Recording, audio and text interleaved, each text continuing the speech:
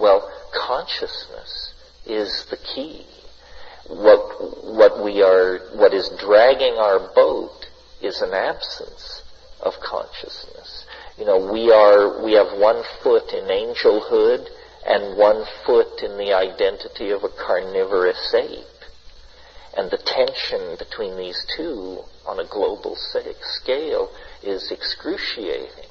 So if psychedelics, if there is one chance in 1,000 that they contribute an increased measure of consciousness to this situation, then they are a precious gift, a resource, an option, a possibility to be explored. I don't advocate these things because I think it's a sure thing or a safe path to the eschaton. I advocate them because they're the only game in town. If hortatory preaching could have done the trick, then the Sermon on the Mount would have been the turning of the corner. But we have Buddha, we have Christ, we have these examples of enormously insightful spiritual beings who have delivered their message, and humanity has continued to flop on the seamy side. So it's not about an idea. An idea is not sufficient to transform us. It's about an experience. And this is the only experience I know that in the time given to us, on the scale given to us, we have a hope of actually cutting through the detritus of our historical experience and building a true human community. On days this nice, my parents used to make me go outdoors.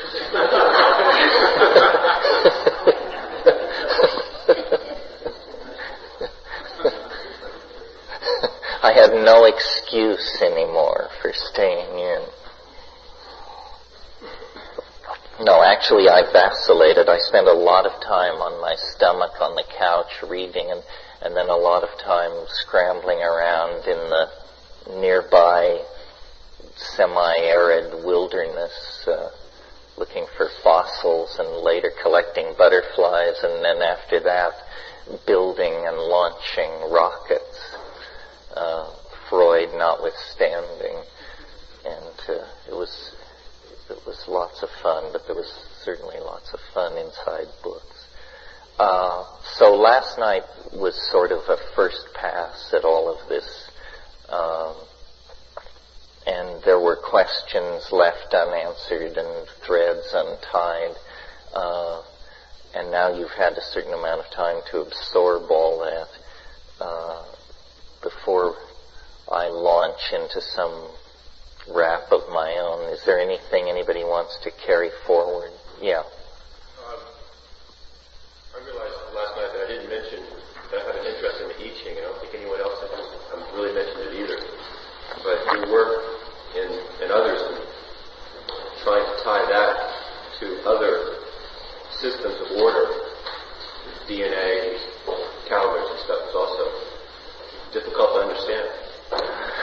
Yeah, well, several people last night mentioned novelty theory, but you're right, the I Ching itself wasn't mentioned, which we could do, and I have done 5-day workshops on nothing but the I Ching, especially its mathematical deconstruction. So we'll talk about all of this probably this morning if I feel like it.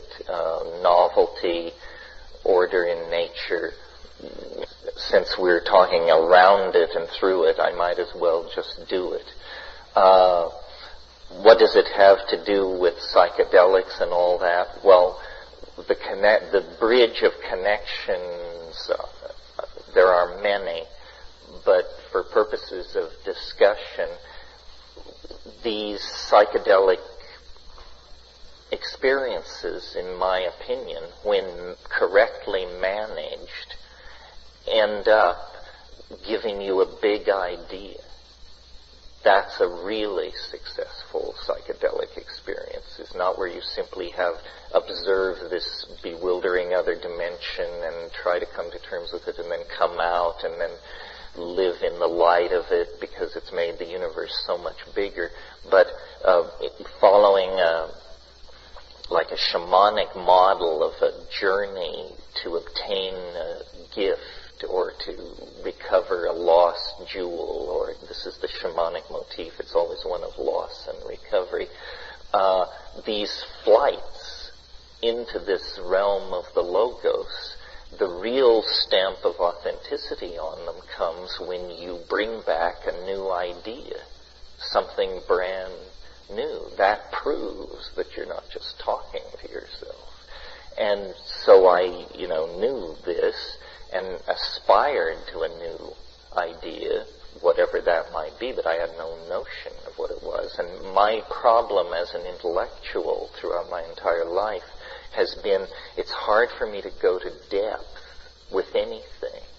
I study Roman history for a year. I study German for a year. I study the Maya for a year. But I never could get that professional mania that leads you into becoming, a real academic in a specialized sense. So this download for a big idea, somehow these psychedelic experiences set you up for it. They're not the only way, but they're the only way where you have some managerial control. The other methods all seem to be driven from the unconscious. For instance, if you read Thomas Kuhn's book, The Structure of Scientific Revolutions, you discover there that these huge rational idea systems were downloaded in very shady and shaky mystical ways. The classic example that I always give, because it has so much fun, basically, is that, René Descartes' invention of scientific materialism was at the behest of an angel. An angel appeared to him in a dream. He records it in his diary, and the angel says, the conquest of nature is achieved through measurement and number. And he awakens the founder of French empiricism, materialism, and derivatively a whole branch of modern science at the behest of an angel in this occult drive to understand nature. This is the amazing thing that the Greeks unleashed, this idea that we can not only mythologize the world, but that there is another way of looking at it. We can understand it. And, they started out simply, what is air? What is fire? What is earth? And, after 2,500 years of this, we've pretty much figured out what the standard moves are. The history of Chinese philosophy and the history of Western philosophy are the same schools by different names. You get atomic materialists, you get spiritualists, you get what's called occasionalism, you get all the possible adumbrations of a mind's position in relationship to being in the search for these ideas. Well, my idea, which came to me, I don't say I channeled it, because I find that vocabulary infantile and obnoxious. But on the other hand, I don't take credit for it in the way that I don't feel elevated by my genius for having done this. It was definitely unfolded for me at a conversational speed by an intelligence for which I was little more than the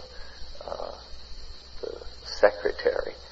And the idea is this, and I'll start with the outlines and then move into the details.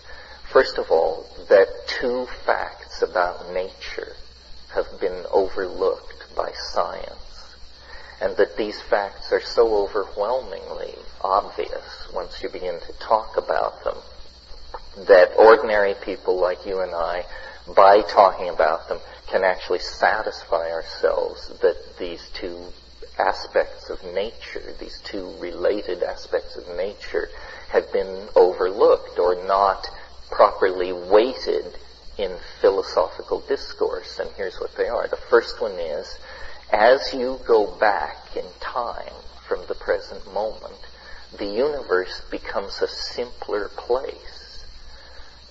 This is a huge generalization, and it's true.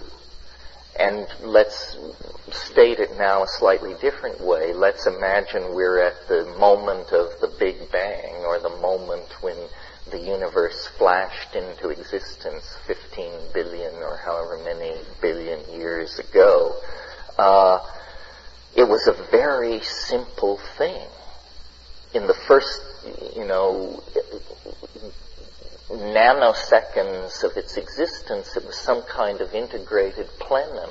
It was smaller than the diameter of a proton.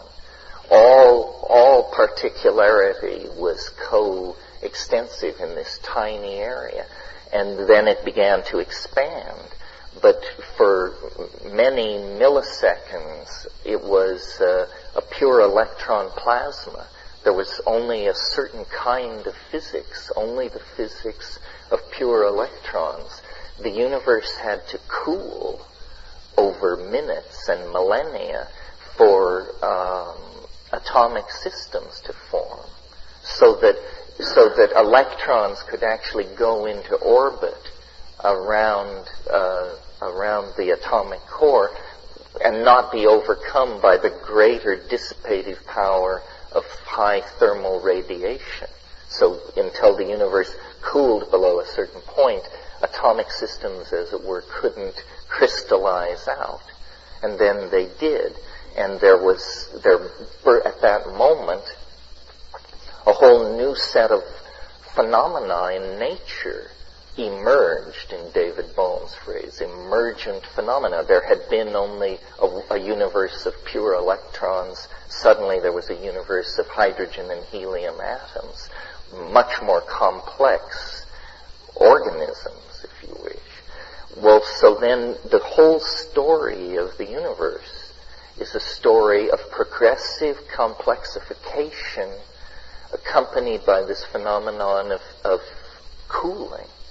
And the universe of hydrogen and helium atoms, under the influence of gravity, these things were aggregated into huge masses where pressure rose at the center of these masses from the weight of the stuff above. And at a certain point, the curve of pressure passed through a point where a new phenomenon, hidden in the structure of being, but previously not by any phenomenon proclaimed, emerged. A new phenomenon, fusion. The stars began to burn.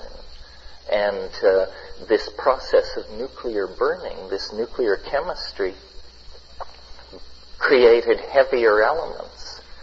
Instead of a universe now of hydrogen and helium, suddenly you have a universe which contains sulfur and iron, and for us, for our story, carbon. And at that point, it's like the rest was inevitable.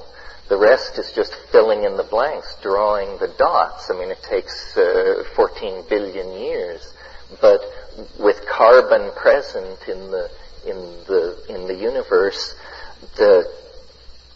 this force, which I identify and call novelty, could begin the long march forward toward this teleological ideal, this purpose, which it beckons at the end of time. What makes this idea radical, one of the things which makes it radical, is that it doesn't simply assume that history and becoming is the unfolding of causal necessity. It assumes instead that there's some kind of an attractor, that events are not just bubbling forward probabilistically and randomly, but that they're actually caught in some kind of field that is pulling everything toward a conclusion. And this, so I'm making this more complicated than it needs to be. The basic perception is the universe has grown more complex as we approach the present. Now, this is a huge law, if true, because it's a statement about physical matter. It's a statement about organic organization. It's a statement about culture and society. It's a statement about your own psychology. Things complexify through time. But science has never said this. It's not even, the theory of evolution says biological systems grow more adaptive through time. But there's been a real phobia against any teleological implication from that. But this is a general rule which I submit to you by investigating the nature of things on your own, can completely satisfy yourself that this is true.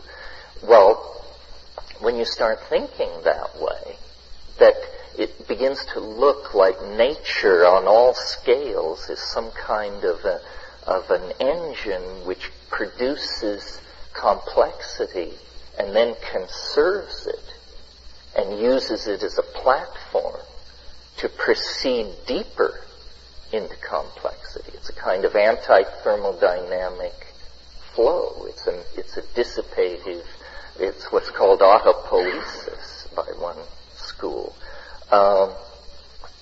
So this tendency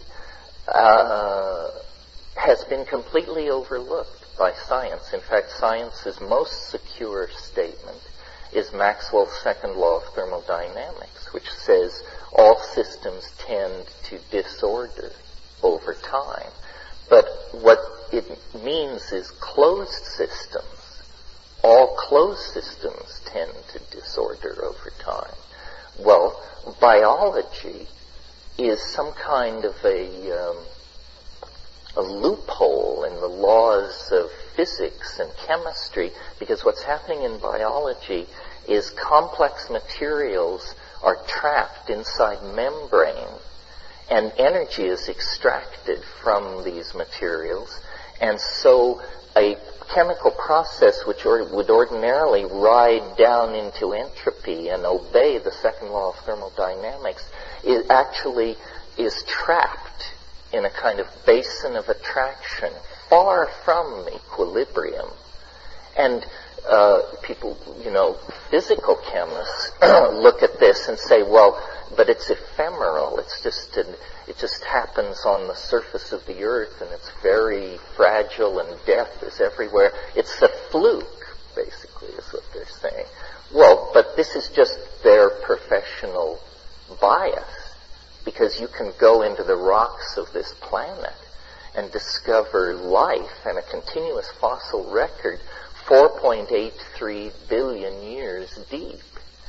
The stars that you see when you look out at the Milky Way at night, the average star lasts 500 million years. So we just happen to be in orbit around a very stable, slow-burning type of star. But in fact, life on this planet has already proven that it is more tenacious than the stars themselves by 5 times. So you can't discount biology. Biology is clearly a player on a cosmic scale in this universal game of capturing energy and resisting entropy. So novelty theory says that this general law that nature conserves complexity reaches its culmination, or its most interesting intersection of discursiveness, in ourselves. That we then look different to ourselves by this theory, because we are the most novel phenomenon around. So suddenly, what positivist materialism teaches about man's place in nature is that we're lucky to be here. It's a cosmic accident. Purpose is conferred. It's this totally existential, you're on your own, make it up, don't make it up, who cares, doesn't matter anyway, kind of modernism. If in fact nature, we have identified nature's purpose as to create and conserve complexity, then suddenly we are returned for the first time since the 16th century to the center of the cosmic stage of a universal drama of salvation and redemption. Isn't that weird? I think so. Yeah. Thinking about making that shift to considering the human experience as kind of central to our understanding of the planet, and then seeing some of the environmental movements like Earth First that place a large emphasis on valuing ecosystems and other animals and plants as on the same level as us. It's kind of a dichotomy, I think, between some of the movements trying to save the planet. Some environmentalists would rather see humans not even be here, and that as a way to put the necessary factors in place to save the planet. Whereas this side of the argument says that we need to realize how special we are and what's going on up here to be able to rebalance things. And it's kind of a strange line to walk between valuing ourselves but not overvaluing ourselves. Can you see that? No, I agree. It's very tricky. There's almost like a bifurcation where it's hard to see how you can have the cake and eat it too. There is the concept of the forward escape, which I'm tending more and more to believe in, that it's a desperate strategy from a military point of view, the forward escape. And forward escape is where you realize the only way out is right up the center. And then you have to get traction and go right up the center. What's happening is that so much power is being given to man or taken by man from the universe through the power of scientific understanding that we are becoming the masters of the planetary destiny whether we want to be or not. And you're right, it's the choice seems to be between some kind of primitivism, an archaic revival that abandons technology and tries to redial the last sane moment we ever knew, or some kind of Gnostic rejection of the world of nature and matter and a complete commitment to machine symbiosis and a cosmic destiny and, life extension, star flight, cloning, the whole mega trip. And of course, it's not going to be one or the other. It's going to be both and. There's going to be a spectrum of possibility. How the actual details of how do you go to the stars and save the earth, I don't propose to discuss it or really know. I do think, the French sociologist Jacques Ellul once said, he said, there are no political solutions. There are only technological ones. The rest is propaganda. And he wrote a whole book in which he defined these terms: political solutions, propaganda, technical solutions. And I tend to think that's true.